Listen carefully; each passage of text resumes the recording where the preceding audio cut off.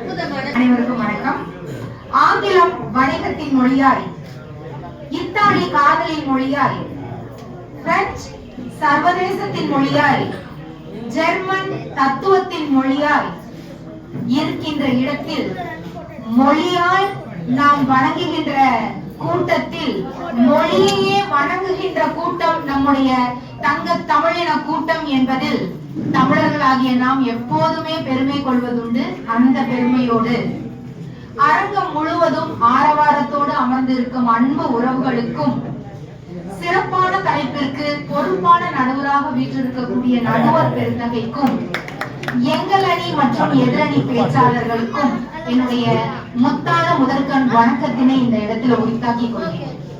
நடுவர் அவர்களே, பாட்டுக்கு ஆட சொன்னா அவங்க பாட்டுக்கு ஆடுறதுன்னு ஒரு வழக்கு உண்டு. அதெல்லாம் இந்த எதிரணியில 2 பேர் செஞ்சிருக்கிறாங்க, 3ஆவதா ஒருத்தர் செய்ய காத்துக்கிட்டு இருக்கிறார் இல்லைங்களா? விழாக்கள் பெரிதும் கொண்டாடப்படுவது கிராமத்திலா நகரத்திலா? நம்ம செல்லா சகோதரி வந்தாங்க, நம்ம பாண்டிச்சேரி கோயம்புத்தூர்ல இருந்து வந்திருக்காக, கவிதா ராஜசேகர் ஈரோட்ல இருந்து வந்திருக்காக, கவிதா அசோகன் திருச்சியில இருந்து வந்திருக்காக. மாமா மின்னல் கடைசியா சொல்லிட்டாங்க. மாமா மின்னல் என் சைஸ பத்தி சொன்னீங்களா? அதை மட்டும் சொல்லிடுறேன். நடுவர் அவர்களே, இங்க உட்கார்ந்து இருக்கக்கூடிய எதிரணியில இருந்து நாங்கெல்லாம் நரகம் தான் எங்களுடைய அணித்தலைமை சொன்ன மாதிரி. அதனாலதான் நடுவர் அவர்களே, ஒவ்வொரு திருவிழாவுக்கும் ஒவ்வொரு பண்டிகைக்கும் முண்டி அடிச்சு சிறப்பு ரயிலும் சிறப்பு பேருந்துகளும் நிரம்பி வழிந்து எங்க ஊர் பக்கம் போற அந்த பொன்னான திருவிழாவை எங்க ஊர்ல கொண்டாடலான்ற அந்த எண்ணத்துலதான் நடுவர் அவர்களே போறவங்க எல்லாம் பேசிக்கிட்டு இருக்கிறாங்க இல்லையா? அங்க கிராமத்துல எப்படி கொண்டாடுவாங்க? சீலைய தூக்கி சொருவிக்கிட்டு, வேட்டிய மடிச்சு கட்டிக்கிட்டு, சொர்க்கமே என்றாலும் அது நம்மூர போல வருமானு ஓடி திருவிழான்னு வேட்டை போடுறா.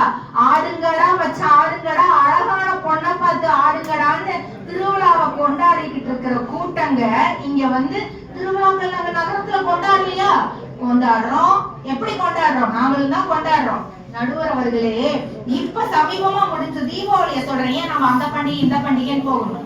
நகரத்தில் பண்டிகை எப்படி இருக்கும் தெரியுமா நடுவர் அவர்களே? எழுந்ததும் காலையில எழுந்ததும் இன்ஸ்டால ஒரு ஸ்டோரி, வாட்ஸ்அப்ல ஒரு ஸ்டேட்டஸ், ட்விட்டர்ல ஒரு ட்வீட், மீஷோல மேக்கப் கிட், ஸ்விக்கில ஸ்வீட், பயன்படுத்திட்டே நாங்க நகரத்தை நரகம்னு சொல்றோம். அதெல்லாம்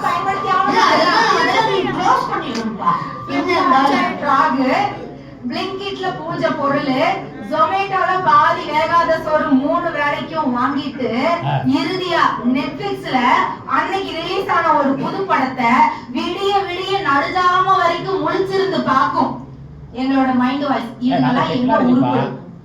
அப்படி அந்த டெக்னாலஜினால நான் எந்த அழிவுக்கு கொண்டு போறேன்னு வருத்தத்துல சொல்றேன். நான் நகரத்து விழாக்கள் எல்லாம் இப்படிதான் இருக்கு. அதுவே கிராமத்துல இதே தீபாவளி பண்டிகை எடுங்க, எங்க பாட்டி எங்க தாத்தா காலத்துல எல்லாம் எப்படி இருக்கும் தெரியுமா நடுவர் அவர்களே? அதிகால சேவல் கூவியதும் எழுந்து, சூடு பறக்க நல்லெண்ணெய் தேய்ப்பு, சுடுநீர் புளிய, புத்தாடை உடுப்பு, அம்மா செஞ்ச புது புது பலகாரங்களின் அணிவகுப்பு, அதுக்கப்புறம் சுட சுட இட்லி, மணக்க மணக்க தோசை, மைய அரைச்சு வச்ச கறி குழம்பு, உறவினர்கள் வருகை, உற்சாக அரட்டைன்னு. அப்ப அந்த நாளே எப்படி இருக்கும் தெரியுமா நடுவர் அவர்களே? எங்கள் வீட்டில் எல்லா நாளும் கார்த்திகை. இந்த பாட்டுக்கும் கிராமத்துக்கு ஏதாவது சம்பந்தம் இருக்கா நடுவர் அவர்களே? கிராமத்துல கொண்டாடுற பாட்டு தான் இது, கிராமத்துல கொண்டாடுற பண்டிகையினுடைய பாட்டு தான் நடுவர் அவர்களே இது. முதல்ல பண்டிகைனா என்ன? பண்டம் கூட்டல் ஈகை. நம்ம ஒரு 4 பலகாரம் செஞ்சு எதிர்த்த வீடு, அடுத்த வீடு, பின்னாடி இருக்கிற வீடுகள்லாம் கொண்டு போய் கொடுத்து பண்ட பரிமாற்றத்தோடு பாசத்தையும் பரிமாறுறது எங்களுடைய கிராமங்கள்ல தான் நடுவர் அவர்களே. இதை நம்ம மறுக்க முடியுமா? இன்ஸ்டால ஸ்டோரி போடுறாங்களே நகரத்து மக்கள், மனசாட்சியை தொட்டு சொல்லுங்க, இவங்களுக்கு எல்லாம் ஒரு பூரி போட தெரியுமான்னு கேளுங்க. ஸ்டோரி போடுறதுல போயிட்டு இருக்கு இவங்களுடைய வாழ்க்கை. இல்ல ஸ்டோரி போட்டா உலகம் பாக்குது, பூரி போட்டா யோசிக்கணும்ல, ஒரு பூரி போட்டா அப்படின்னு சொல்லி இருக்கிறாங்க. அது பக்கத்துல என்னென்ன சைட் டிஷ் எல்லாம் பண்ணுவாங்கன்னு எனக்கு நல்லா தெரியும். எது செய்யறமோ இல்லையோ விளம்பரம் மட்டும் படுத்திக்கிறது, அதை ஒரு ஸ்டோரியில போட்டுறது. அப்படிதான் இவங்க வச்ச பாயாசத்தை ஒரு ஸ்டோரி போட்டாங்க. உலகமே ஒரு 6000 லைக் கொடுத்தது. இவங்க வீட்டுக்காரரை பத்தி சொன்னாங்களே, வீட்டுக்காரருக்கு வணக்கம் தெரிவிச்சுக்கோங்க. அப்படிதான் சொன்னாங்க. நீங்க ஒரு லைக் போட்டீங்களா இவங்க கேட்டாங்க. அதுக்கு அவர் சொல்லியிருக்கிறாரு, அம்மா உன்னுடைய பாயாசத்தை ஊரே பார்த்தது, ஆனா நான் மட்டும்தான் குடிச்சேன், அதனால நான் எப்படி சொல்ல முடியும். அப்படிதான் நடுவர் அவர்களே இன்றைய நகரத்து வாழ்க்கை இருக்கு. கிராமங்கள் பண்டிகைகளுக்காகவே உருவாக்கப்பட்டது, உறவினர்களினுடைய கூடுகைக்காகவே உருவாக்கப்பட்டது. அதனாலதான் ஒவ்வொரு மாசத்துக்கும் ஒவ்வொரு பண்டிகை கிராமத்துல.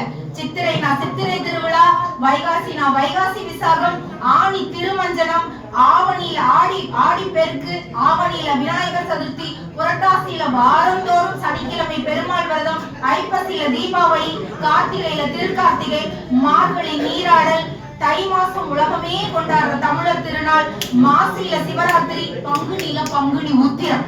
இப்படி மாதம் தோறும் விழாக்கள் வருடம் முழுக்க சிறப்பாக கொண்டாடப்படுவது எங்களுடைய கிராமங்களிலே என்று கூறி விழாக்கள் பெரிதும் சிறப்பாக கொண்டாடப்படுவது கிராமங்களில் மட்டும்தான். ஏன்னா நாங்க எல்லாமே கிராமத்திலிருந்து நகரத்திற்கு வந்தவர்கள் தான்.